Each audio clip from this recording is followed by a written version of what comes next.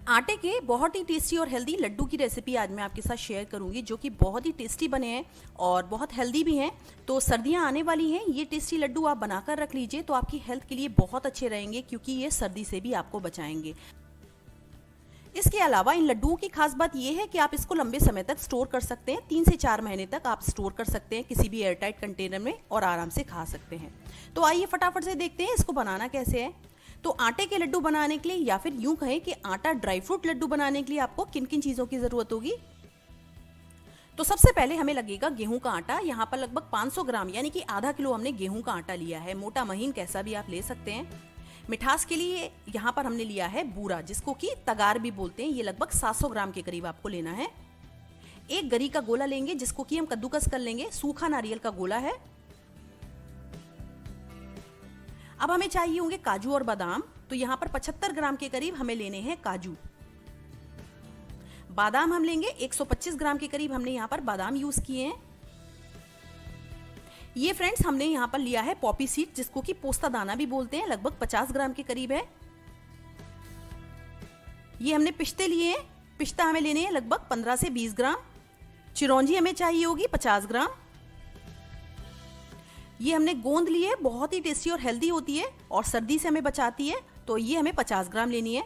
ये salt powder है, यानी कि ड्राइड जिंजर पाउडर है। ये हमें 20 ग्राम लेनी है। तो इससे बहुत आटे के लड्डू का टेस्ट अच्छा हो जाता है। घी हम लेंगे, तो जितना हमने आटा लिया है लगभग उतना ही घी का इस्तेमाल होगा। इसके अलावा मखाने हमें चाहिए होंगे, जो लगभग 30 ग्राम के करीब है। अब आइए शुरुआत करते हैं लड्डू बनाने की। तो यहाँ पर हमें सबसे पहले आटा भूनना होगा। आप चाहें तो पहले से ड्राई फ्रूट्स भून सकते हैं और उसके बाद आटा भून लें, पर मैं प्रेफर करती हूँ सबसे पहले आटा भूनना और उसके बाद में ड्राई फ्रूट को भूनती हूँ। तो देखिए, मैंने एक भारी तली की कढ़ाई ली है। आप स्टील की कढ़ाई ले सकते हैं, एल्यूमिनियम की ले सकते हैं, लोहे की ले सकते हैं। और मैंने 1 टेबलस्पून घी डाला और आटा डाल दिया।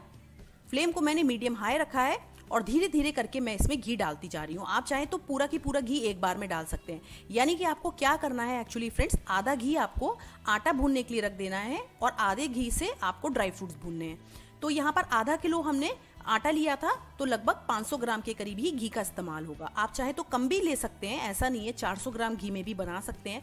पर अगर आपको बिल्कुल परफेक्ट रेसिपी बनानी है ना, ताकि आप जब भी आटे के लड्डू बनाएं तो अच्छे से बंध जाएं, आपको कोई प्रॉब्लम ना आए, तो आपको घी लगभग सेम क्वांटिटी में लेना होगा, यानी कि आटे जितना ही लेना होगा।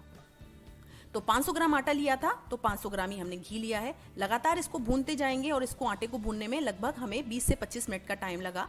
आटा हमारा भूनकर बिल्कुल तैयार हो चुका है और इसको मैंने धीमी आंच पे भूना है। आपको लो मीडियम फ्लेम पर या मीडियम फ्लेम पर इसको भूनना है, ताकि आटा हमारा जले ना। और इस तरह से जब ये ब्राउन होने लगता है ना, बादामी कलर का हो जाता है, उसके बाद में गैस को हम ऑफ कर देंगे। और कैरी ओवर कुकिंग होती है इसमें, यानी कि जब इसको ठंडा करके हम छोड़ देते हैं थोड़ा ठंडा होने के लिए, तो तब भी इसमें कलर आता है। तो ढककर मैंने इसको छोड़ दिया था 15 मिनट के लिए। आप आधे घंटे भी छोड़ सकते हैं। कंप्लीटली ठंडा हो जाएगा, उसके बाद आप देखिए इसका कलर काफ़ी डार्क हो गया है। तो शुरुआत में बिल्कुल कलर इसको देकर ना छोड़ें, क्योंकि ठंडा होने के बाद भी कलर आता है। तो आटा हमारा भून चुका है। अब आइए एक एक करके ड्राई फ्रूट्स भून लेते हैं। तो कढ़ाई को मैंने साफ करके और इसमें डाल दिया है 1 बड़ा चमचा घी। तो एक एक करके सारे ड्राई फ्रूट्स हम भून कर तैयार कर लेंगे। तो आप देखते जाइए, और जिस सीरीज में मैं ड्राई फ्रूट्स को भून रही हूँ उस तरीके से अगर आप भूनेंगे तो आपको कोई भी प्रॉब्लम नहीं आएगी। तो घी को हमने गरम कर लिया। फ्लेम को हमने लो रखा है, लो मीडियम या लो रखें। और बादाम को सबसे पहले लगातार चलाते हुए भून लीजिए। तो जल्दी जल्दी मैं आपको यहाँ पर दिखा रही हूँ, क्योंकि ड्राई फ्रूट्स भूनना सभी को आता है। बस आपको ध्यान इस बात का रखना है कि आप धीमी आंच पर भूनें, ताकि आपके ड्राई फ्रूट जले ना। तो बादाम को हमने भून कर निकाल लिया। लाइट ब्राउन हो चुके थे, निकाल लिया इनको भूनकर। इसी तरह से काजू को भी भून कर तैयार कर लेंगे। तो काजू में भी कैरी ओवर कुकिंग होती है, यानी कि जब इसको बाहर हम निकाल लेते हैं ना, तो उसके बाद भी इसमें कुकिंग होती है। तो एकदम ब्राउन करके नहीं निकालना है। हल्का सा कलर जैसे ही आएगा वैसे ही हम इसको निकाल लेंगे। कोई भी ड्राई फ्रूट अगर आपका जल जाएगा ना, तो आपके पूरे लड्डू बेकार हो जाएंगे। देखिए, पिस्तों को भी इस तरह से थोड़ा सा डालकर कुछ सेकंड भूनेंगे। बहुत ज़्यादा इनको भूनने की ज़रूरत नहीं होती है। बस डाला और लगभग 7 से 8 बार इस तरह से चलाया और बस निकाल लेंगे। तो इस तरह से भुन जाते हैं ना, तो सॉफ्ट भी हो जाते हैं। काटना इनको बहुत आसान होता है। घी को मैंने बढ़ा दिया। तो इस तरह से धीरे धीरे आप बढ़ाते जाएं। अपनी नीड के अनुसार आपको घी बढ़ाते जाना है। इसके बाद में फ्लेम को बिल्कुल हाई कर दीजिए, और जब घी में से बिल्कुल धुआं निकलने लगेगा, इसके बाद में हम इसमें गोंद डालकर भून लेंगे। तो गोंद जब भी आप भूनें तो बिल्कुल हाई फ्लेम कर दें, ताकि जो आपकी गोंद है जब आप डालेंगे ना तो तुरंत पॉपअप होएगी, तुरंत से इस तरह से फूटेगी और बिल्कुल भी कच्ची नहीं रहेगी। अगर धीमी आंच पर भूनेंगे तो क्या होगा, गोंद आपकी कच्ची रह जाएगी। देखिए बहुत अच्छे से भुन चुकी है ये।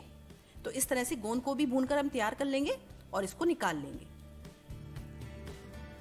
तो गोंद हमारी भुन चुकी है, इसको भी निकाल लेते हैं बाकी ड्राई फ्रूट्स के साथ। बचा हुआ घी है, इसमें ही हम इस तरह से डाल देते हैं यहाँ पर मखाने। तो मखाने क्या करते हैं, सारे के सारे घी को एब्जॉर्ब कर लेते हैं। तो इसमें आपको उतना ही घी डालना है जितना की जरूरत हो। तो इसको भी आप इसी तरह से लगातार चलाते हुए भून लीजिए। जब इसमें भी लाइट ब्राउन कलर आ जाएगा, हल्के से आपको ये जब क्रंची लगने लगे तो उसके बाद ही आप इसको निकालिए। तो मखाने को भूनने में थोड़ा सा टाइम लगता है, धीमी आंच पर भूनिएगा। तो मखानों को भी हमने भून लिया, अब इसको भी बाहर निकाल लेते हैं। तो इस तरह से आप देख सकते हैं यहाँ पर मखानों को हमने अलग निकाला है और काजू और बादाम को अलग निकाल लीजिए। और क्या कीजिएगा कि जो हमने यहाँ पर गोंद को भुना था उसको आप अलग बिल्कुल कर लीजिएगा। यहाँ पर मैंने तीनों को मिक्स कर दिया था, पर सारे ड्राई फ्रूट्स को अलग अलग आप भूनकर रेडी कीजिएगा तो ज़्यादा अच्छा रहेगा। यहाँ पर देखिए हमने चिरौंजी डाल दी और चिरौंजी के साथ ही हमने पोस्ता दाना भी डाल दिया। फ़ायदा इससे ये है कि जो पोस्ता दाना होता है बहुत ज़्यादा महीन होता है और बहुत जल्दी भी भुनता है। चिरौंजी को भी हमें बहुत ज़्यादा नहीं भूनना होता, यानी कि दोनों का कुकिंग टाइम सेम है। और ये देखिए यहाँ पर सौंठ भी डाल दी। तीनों चीज़ों को एक साथ डालकर इस तरह से हमें 1 मिनट तक मिक्स करना है, चलाना है और निकाल लेना है। तो ये फ़ायदा है फ्रेंड्स, इसलिए हमने तीनों चीज़ों को एक संग डाला, क्योंकि तीनों ही चीज़ें बहुत बारीक हैं तो इनको भूनना बहुत मुश्किल होता है और तीनों का कुकिंग टाइम एक ही था। तो तीनों को हमने भूनकर एक साथ निकाल लिया। इस तरह से हमने ये देखिए सूखा भून लिया है थोड़ा सा नारियल को। अब इसमें हम डालेंगे थोड़ा सा घी, 1 चम्मच घी डाल दीजिए। वैसे तो नारियल में खुद ही घी होता है तो डालने की ज़रूरत नहीं है, पर हल्का सा डालेंगे ना तो ज़्यादा अच्छा टेस्ट आएगा, अच्छे से ही भुन जाती है। जब ये रेडिश सी थोड़ी लगने लगे भुनते भुनते, हल्का हल्का इस तरह से लगातार चलाते जाएंगे ना, हल्की हल्की ये रेड होती जाएगी। तो धीमी आंच पर ही भूने, क्योंकि गरी भी बहुत जल्दी जलती है, बहुत जल्दी भुनती है। तो देखिए सारे ड्राई फ्रूट्स को यहाँ पर भून कर तैयार कर लिया है हमने। मखाने हैं ये, इनको भी हमने अलग कर दिया है। और यहाँ पर ये पोस्ता दाना है, चिरौंजी है और सौंठ है। और ये देखिए यहाँ पर ये गोंद है, इसको भी मैंने बिल्कुल सेपरेट कर दिया। तो इस तरह से ड्राई फ्रूट्स को आप अलग अलग कर दें। मखाने और ये काजू और बादाम है और ये पिस्ते हैं। यहाँ पर गरी को हमने भून कर रख लिया। तो सारे ड्राई फ्रूट्स रेडी हैं। तो कुछ ड्राई फ्रूट्स इसमें से ऐसे हैं जिनको कि हमें काटना होगा। तो पिस्तों को काट लीजिए, आप चाहें तो कूट भी सकते हैं, पर काट लेंगे तो ज़्यादा अच्छा होगा। इस तरह से काट लीजिए, क्योंकि ये जब आपके लड्डुओं पर थोड़े थोड़े दिखेंगे ना तो बहुत अच्छे लगते हैं। अच्छा, यहाँ पर पिस्ते की क्वांटिटी आप चाहें तो बढ़ा सकते हैं, ऐसा नहीं है, थोड़ी सी बढ़ा भी सकते हैं। लगभग आप 40 से 50 ग्राम भी कर सकते हैं। और ये देखिए यहाँ पर काजू और बादाम को हमें थोड़ा थोड़ा कूट लेना है। मिक्सी में हमने नहीं चलाया है, वो इसलिए क्योंकि अगर आप मिक्सी में चलाएंगे ना तो बहुत ज़्यादा बारीक हो जाएंगे। तो मोटा मोटा हमने इस तरह से कूट लिया, मोटा मोटा ही आपको कूटना है। ये जो यहाँ पर मखाने देख रहे हैं ना, इनको भी हम इसी तरह से इसमें कूट कर तैयार कर लेंगे। तो सभी के घर में इस तरह का मोर्टर एंड पेसिल यानी कि खल्लड़ मूसर जो भी बोलते हैं तो वो होता है। तो थोड़ा सा आप इस तरह से कर सकते हैं। इसको हमें कुछ नहीं करना है। यहाँ पर गोंद है, बहुत बारीक है, तो इसको हमें कुछ भी करने की ज़रूरत नहीं है। तो सारे ड्राई फ्रूट्स को रेडी कर लेंगे। यहाँ पर देखिए आटा जो हमारा था ठंडा हो चुका था, तो कढ़ाई में से मैंने इसको बड़ी सी परात में निकाल लिया। अब सारे ड्राई फ्रूट्स इसमें हम एक एक करके मिला देंगे और साथ ही इसमें बूरा भी डाल देंगे। तो देखिए ड्राई फ्रूट्स इसमें जा चुके हैं। अब आइए ये देखिए बूरा भी इसमें मिला देते हैं। तो सबसे पहले सारी चीज़ों को ड्राई फ्रूट्स के साथ मिक्स कर लेते हैं। तो आटा और ड्राई फ्रूट्स को हमने मिक्स कर लिया। आप चाहें तो ऐसे भी कर सकते हैं कि आटा और बूरा पहले मिक्स कर लीजिए और बाद में ड्राई फ्रूट्स डाल दें, या फिर सारी चीज़ें एक साथ डाल दें जिस तरीके से मैंने डाली है। तो आपको दोनों हाथों का यूज़ करना है। मैं यहाँ पर आपको वीडियो दिखा रही हूँ, तो मुझसे यहाँ पर नहीं इस तरह से हो पा रहा है। तो मैं क्या करती हूँ, चलती हूँ दूसरी जगह और मैंने इसको नीचे रखकर अच्छे से मिक्स कर लिया है। और अब इससे आप इस तरह से लड्डू बना सकते हैं। तो साइज़ अपने हिसाब से छोटा या बड़ा आप रख सकते हैं। बहुत आसानी के साथ फ्रेंड्स लड्डू बन जाएंगे अगर आपने आटे का और घी का रेशियो मेरे बताए अनुसार रखा है तो। और अगर आप घी थोड़ा कम डालेंगे, काफ़ी कम डालेंगे, तो आपको लड्डू को बांधते समय प्रॉब्लम आ सकती है। तो उस केस में आपको घी थोड़ा थोड़ा बढ़ाना होगा, यानी कि 3 से 4 चम्मच आप घी डाल दीजिएगा और आपके लड्डू आराम से बंध जाएंगे। तो इसी तरह से लड्डू बनाते जाइए।